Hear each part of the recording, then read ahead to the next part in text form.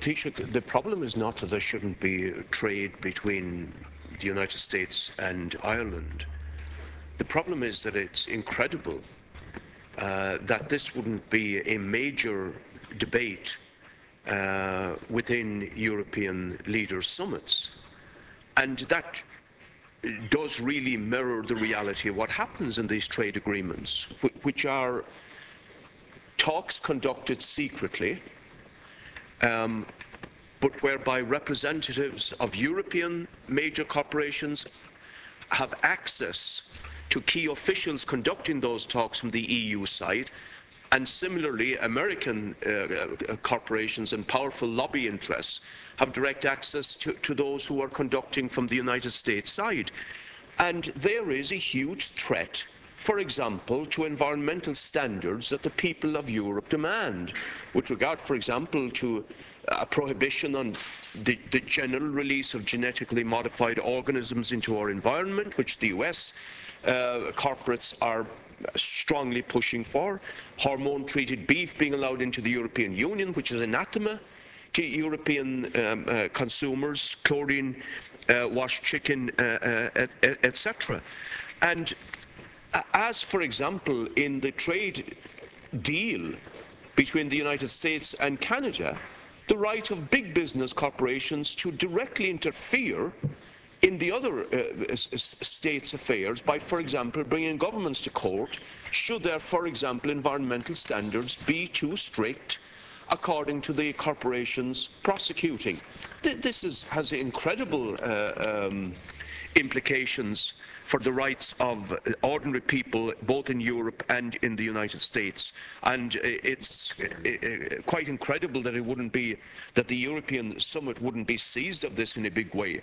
Secondly, and lastly, Ceann Comhairle, time very short, I think that it's also incredible that the taxation scandal isn't a major subject of debate at European summits, which shows again that at the very top of Europe, it's really the interests of big business, the super rich, the financial markets that are represented, not ordinary people.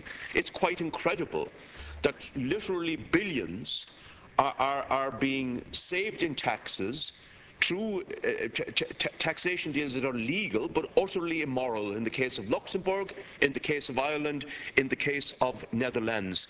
And that you, Taoiseach, stand over all this and signs on. The international press has shown how €3 trillion of uninvested profits are lying in banks in Europe, which should be going into creating jobs for the 26 million unemployed. Included in that is huge amounts that should have been paid in taxes.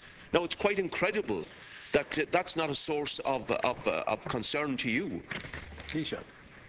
Well, you raise the point about transparency. I'd make the point to you, first of all, Deputy Higgins, that it was during Ireland's presidency that authorisation was received to actually put in place the discussions that would lead to the TTIP Transatlantic Trade and Investment Programme. And that was followed from the American side by the declaration by President Obama at the G8 summit here in Fermanagh that these talks should begin immediately. And as I said, the 7th round took place there in September. I'd say to you that Commissioner Malmström outlined 2 proposals recently for boosting transparency. The first is to extend access to the texts dealing with TTIP to all members of the European Parliament beyond the limited group that currently receive these, the member of the European Parliament's International Trade Committee. And MPs will be able to, all MEPs will be able to access those documents, included restricted texts through a reading room facility.